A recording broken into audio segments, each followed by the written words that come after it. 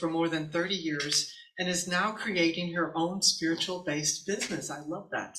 Brandee grew up as a Baptist and then became a Catholic convert in her late teens. Ever the spiritual seeker, Brandee started attending an open home circle in 2006, and she was invited to visit Lilydale with them in 2000. Excuse me.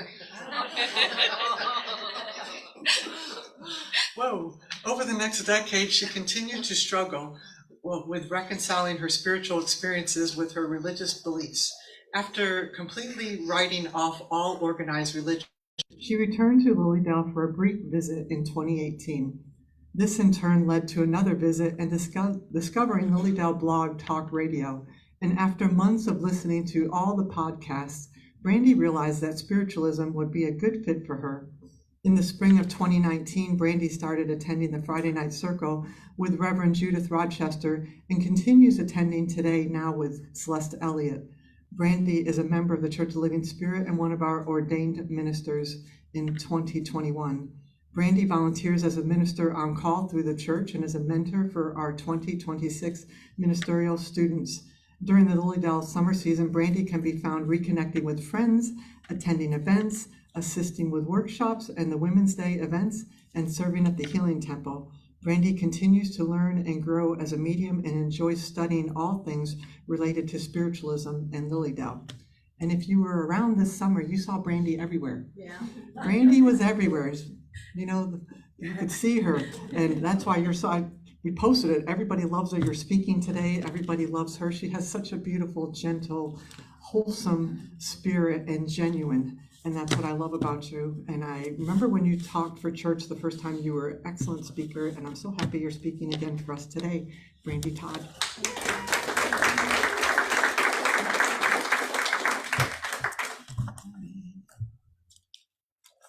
Manifesting.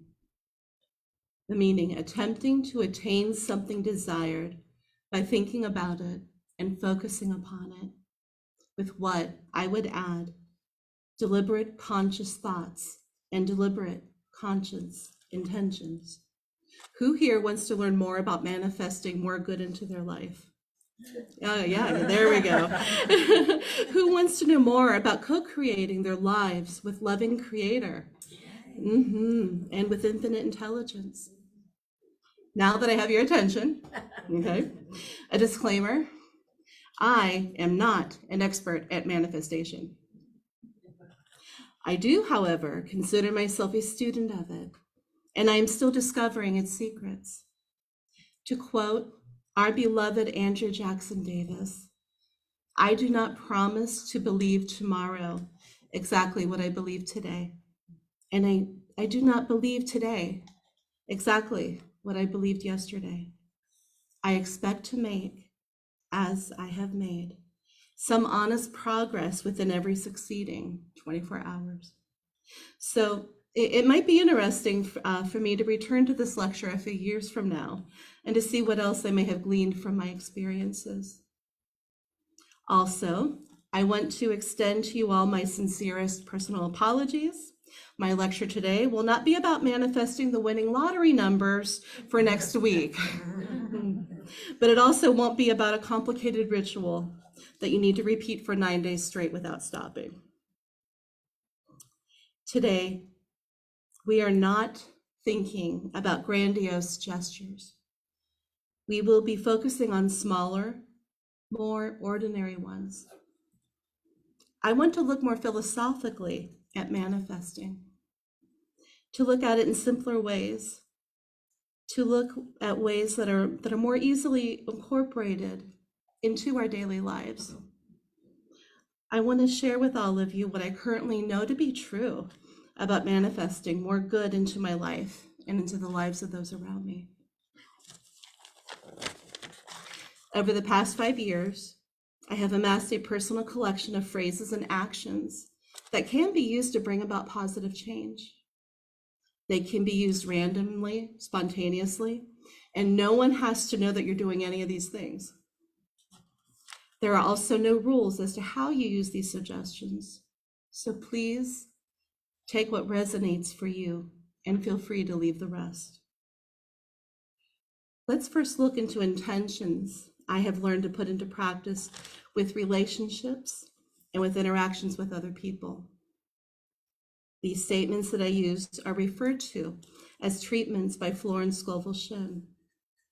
I first learned about her through Reverend Celeste Elliott's Lilydale radio show, Wake Up to Spirit. Florence was an American artist and book illustrator who became a New Thought spiritual teacher and metaphysical writer at the turn of the last century. Her teachings center around positive affirmations as a way to bring about positive changes. Now, I am going to admit that I have paraphrased her phrases because I use them so much, but the originals can be found in her books, such as in The Game of Life and How to Play It, and in Your Word is Your Wand.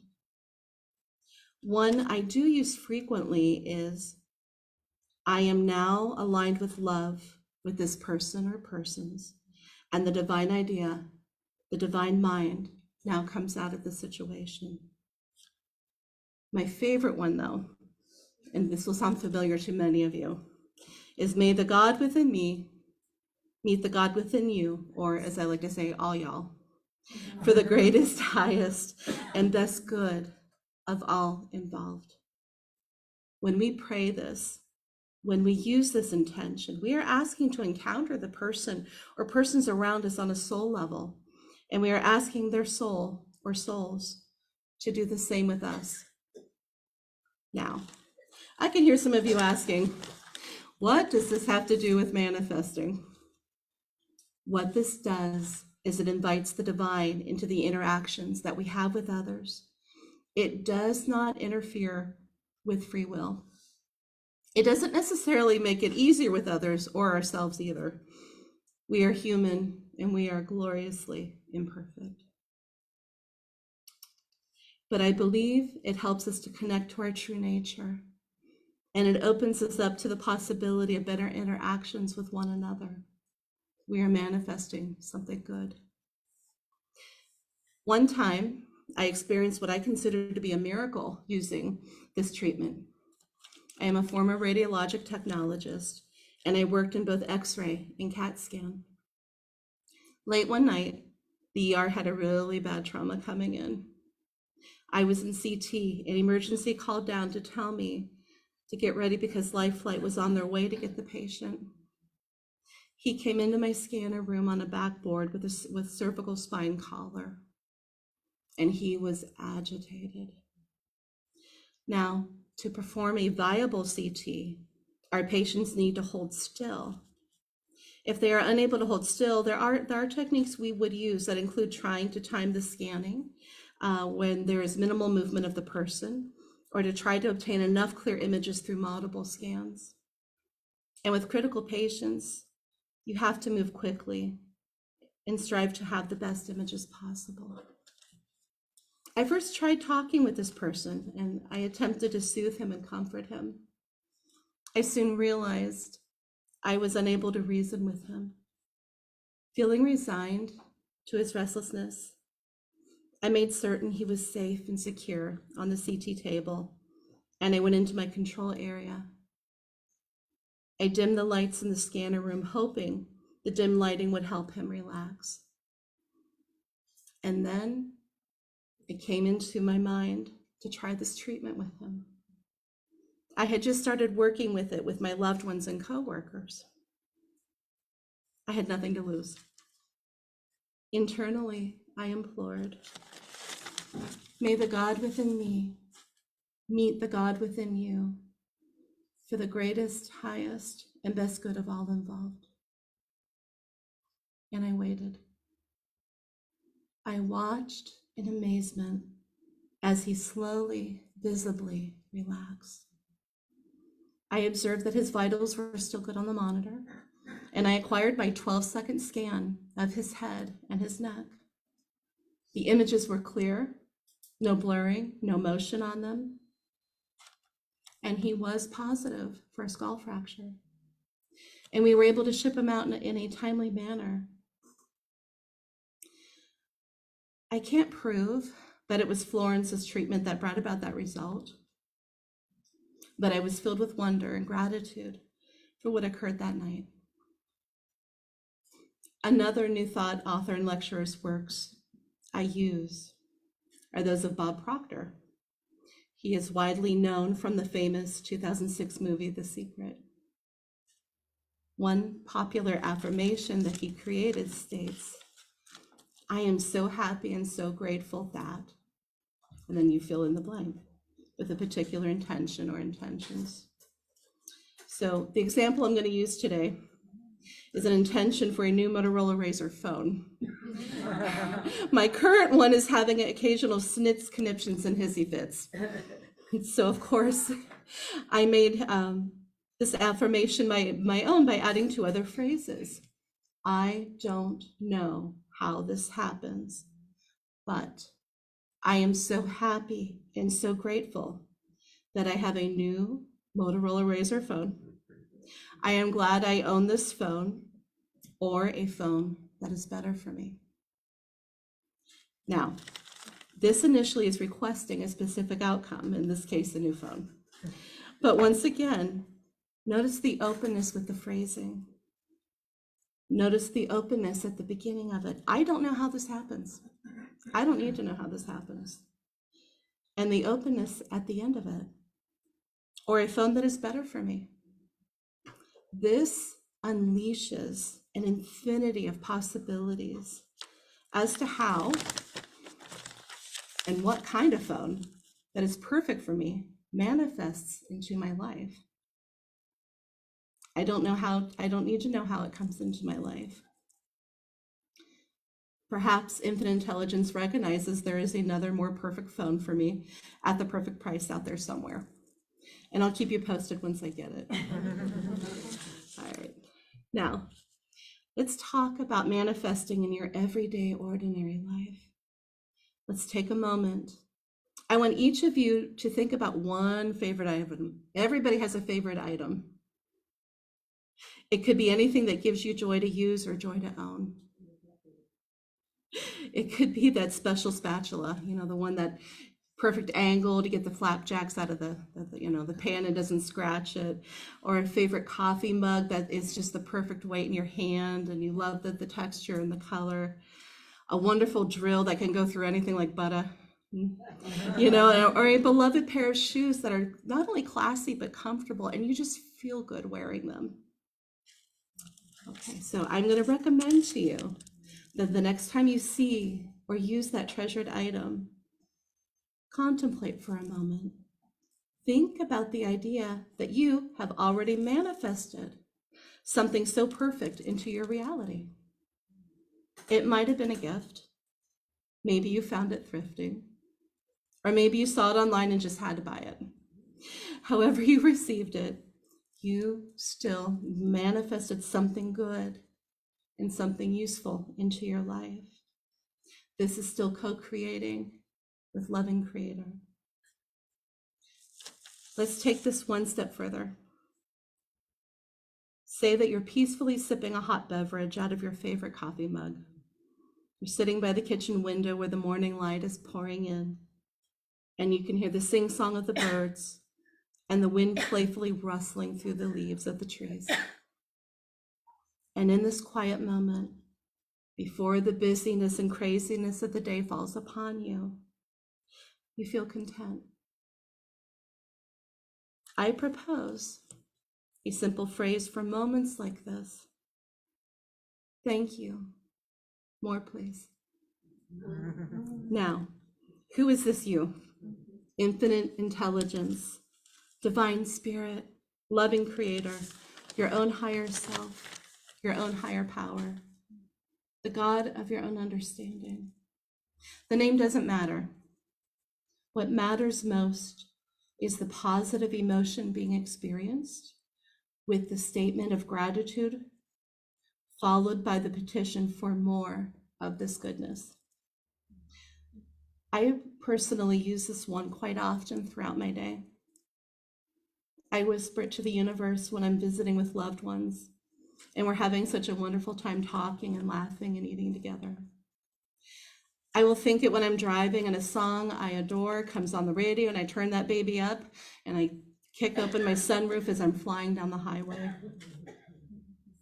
It is often a prayer I say when I'm sitting in circle and I sense the peace and joy as Spirit gently works with us and through us. What we notices us. What we show gratitude for is, in fact, grateful for us and has the chance to become more and more prominent in our lives. Okay, now, what if you're not into speaking or using affirmations? What if you're more kinesthetic? What if you were more about using your impersonal embodiment to bring about positive changes in your life?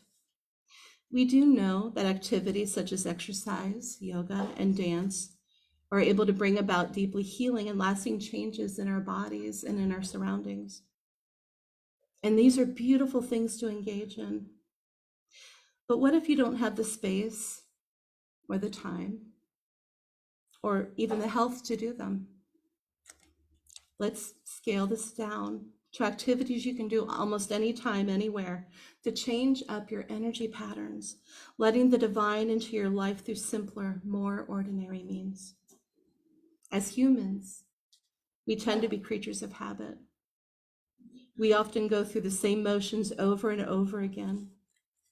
Changing up your routines will change up your energy patterns, and this allows new energies and new possibilities to enter your life.